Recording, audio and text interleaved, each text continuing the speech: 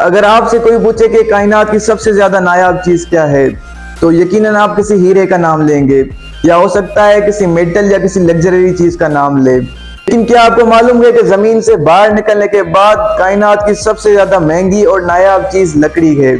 हो सकता है ये सुनने में आपको थोड़ा सा अजीब लगे, लेकिन ये एक सच है। अब जमीन पर लकड़ियों की कोई हैसियत नहीं होती, हम इसे जलाते रहते हैं, इधर उधर फेंकते रहते हैं, और हीरो के सामने इसकी कोई वैल्यू नहीं होती हमारी नजर में। अगर जमीन पर आपके सामने लकड़ियों के चंद टुकड़े रखे जाएं और एक साइड पर हीरो के कुछ पत्थर, तो यकीनन आप उन हीरो को ही चूज करेंगे। लेकिन अगर हम इन्हीं लकड़ियों को स्पेस में या किसी और प्लेनेट पर लेके जाएं, तो आप में से जो समझदार होगा वो लकड़ियों को ही चूज करेगा।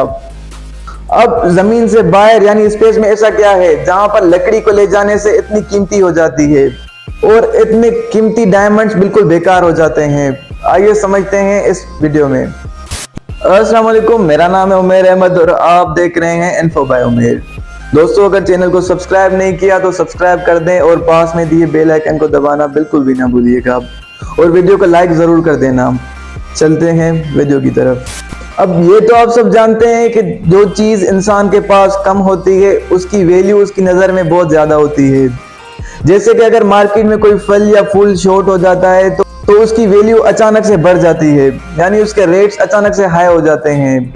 जैसे कि कोरोना में मास्क, अब कोरोना से पहले मास्क की कोई वैल्यू नहीं थी, लेकिन जैसे ही कोविड आया उसकी वैल्यू एकदम हाई हो गई। तो ऐसे ही ये इंसान की फितरत है कि कोई चीज उसके पास कम मौजूद होती है तो उसकी वैल्यू बहुत ज्यादा हो जाती है। अब अगर डायमंड्स की बात की जाए तो वैसे ही अर्थ पर बहुत कम डायमंड्स पाए जाते हैं। अब दुनिया में सबसे पहला हीरा किसे मिला था ये तो हम नहीं जानते, लेकिन आज से तकरीबन 4000 साल पहले इंसानों ने इसे गारों के नीचे से डिस्कवर किया था। हीरे जमीन में बहुत निचले हिस्से में बनते हैं और हजारों साल बाद जब आतिशफिशा फटती है तो उसके फटने से बाहर आ जाते हैं। अब हीरे दुनिया की सख्त तरीन चीज भी मानी जाती है, जिसे मेल्ट करने के लिए बहुत ज्यादा हाई टेम्परेचर की जरूरत होती है, यानी इसे आसानी से मेल्ट नहीं किया जा सकता। अब हीरे अपनी चमक, मजबूती और खूबसूरती की वजह से सदियों से बादशाहों के इस्तेमाल में रहे हैं, और आजकल हम इन्हें और भी बहुत से कामों में इस्तेमाल करते हैं। लेकिन जब तक इंसान जमीन पर मौजूद था तो उसकी नजर में हीरे की बहुत ज्यादा वैल्यू थी, और आजकल के इंसान के दिल में भी हीरे की बहुत ज्यादा अहमियत है। लेकिन जब इंसान ने जमीन से बाहर निकलकर देखा, यानी चांद तक पहुंच गया और हमारे स्पेसक्राफ्ट वीनस तक पहुंच गए और इवन हमारे रोबोट्स मार्स तक हमने उतार दिए, तो हमें वहां पर किए गए मिशन से पता चला कि ऐसी बहुत सी चीजें जो कि जमीन पर मौजूद है वो बाहर स्पेस में भी मौजूद है। और जैसे कि चांद पर लोहा, पानी और कुछ गैसेस भी पाई जाती हैं, और इवन चांद पर हीरे भी पाए जाते हैं। और चांद के अलावा यूरेनस, नेपट्टून, मार्स और जुपिटर पर भी हीरे मौजूद हो सकते हैं, और बल्कि कायनात में ऐसे बहुत से प्लेनेट हैं जो कि पूरे के पूरे हीरे के बने हुए हैं। जैसे कि कैंगरी E55, ये जमीन से 41 लाइट ईयर की दूरी पर है कि ये पूरा का पूरा तकरीबन हीरे का बना हुआ है। अब ये सुनने के बाद आप में से कई लोग सोच रहे होंगे कि हम वहां से हीरे क्यों नहीं लाते जमीन पर। तो आपको बता दूं, वहां पर अभी इंसान का जाना मुमकिन नहीं, क्योंकि ये यहाँ से 41 लाइट ईयर की दूरी पर है। अब लाइट एक सेकंड में तकरीबन 3 लाख किलोमीटर सफर करती है, यानी एक सेकंड में 3 लाख किलोमीटर सफर करती है, जो कि दुनिया की सबसे ज्यादा तेज तरीन चीज मानी जाती है। अब एक सेकंड में 3 लाख किलोमीटर, तो एक साल में वो जितना सफर करती है उसे कहते हैं 1 लाइट ईयर। अब ऐसे 41 साल सफर करने के बाद लाइट जहां पर पहुंचेगी उसे कहते हैं 41 लाइट ईयर।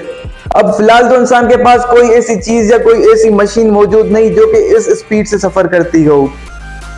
नासा ने अब तक की सबसे ज्यादा स्पीड वाली स्पेसक्राफ्ट पार्कर सोलर प्रोब बनाई, जो कि सूरज की ग्रेविटी को इस्तेमाल करके अपनी स्पीड सबसे ज्यादा तेज करती है, जिसकी स्पीड 5,35,000 किलोमीटर फी घंटा है।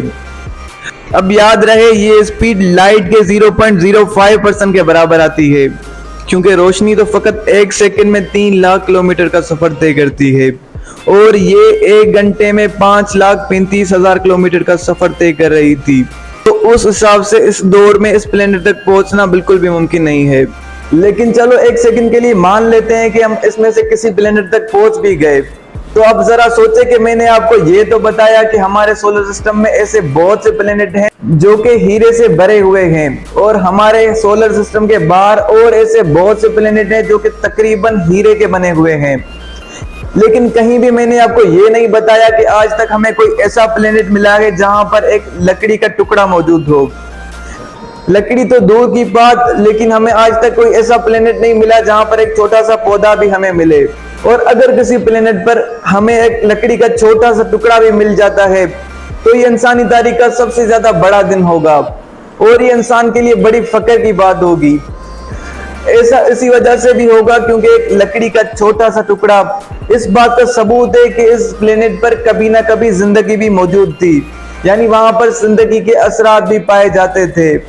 और अगर किसी प्लेनेट पर हमें एक छोटा सा पौधे का टुकड़ा मिल जाता है तो वो हमारे लिए एलियन की तरह होगा, क्योंकि पौधे एक लिविंग थिंग है, यानी जिंदा चीज। तो किसी भी प्लेनेट पर अगर हमें कोई जिंदा चीज मिलती है तो वो हमारे लिए एलियन की तरह होगी। यहाँ पर एक बात क्लियर करते हैं कि जब हम एलियन का नाम लेते हैं तो आप लोगों के जहनों में एक अजीब सी शक्ल का इंसान आता है जो कि अक्सर मूवीज में दिखाया जाता है। लेकिन आपको एक बात क्लियर कर दूं कि अगर किसी भी प्लेनेट पर हमें एक छोटा सा पौधे का टुकड़ा या कोई चूंटी या मच्छर या और ऐसा कोई छोटा सा जानदार जिंदा मिलता है तो वो हमारे लिए एलियन की तरह होगा, यानी वो हमारे लिए एलियन होगा। बिलफर्ज हमें किसी प्लेनेट पर एक लकड़ी का छोटा सा टुकड़ा मिल गया तो हमें ये 100% कंफर्म हो जाएगा कि उस प्लेनेट पर कभी जिंदगी के आसार भी मौजूद थे, यानी वहां पर कभी जिंदगी भी हुआ करती थी। तो इसी तरह मैंने आपको बताया कि हमारे पास ऐसे बहुत से प्लेनेट हैं जो कि हीरो से भरे पड़े हैं, लेकिन हमें कोई ऐसा प्लेनेट नहीं मिला जहां पर लकड़ी हो। उस हिसाब से हम लकड़ी को अगर स्पेस में ले जाएं तो उसकी कीमत इन हीरो से कई गुना ज्यादा होगी। तो लकड़ियों और दरख्तों की कदर करें, क्योंकि ये इस प्लेनेट से बाहर निकलने के बाद आपको कहीं भी नहीं मिलेंगी।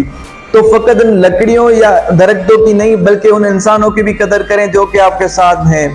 हो सकता है कभी ना कभी किसी न किसी प्लेनेट पर आपको लकड़ी भी मिल जाए, लेकिन वो इंसान जो कि अभी आपके साथ है वो इन करोड़ों गैलेक्सी में कहीं भी नहीं मिलेगा, तो उसकी कदर करें।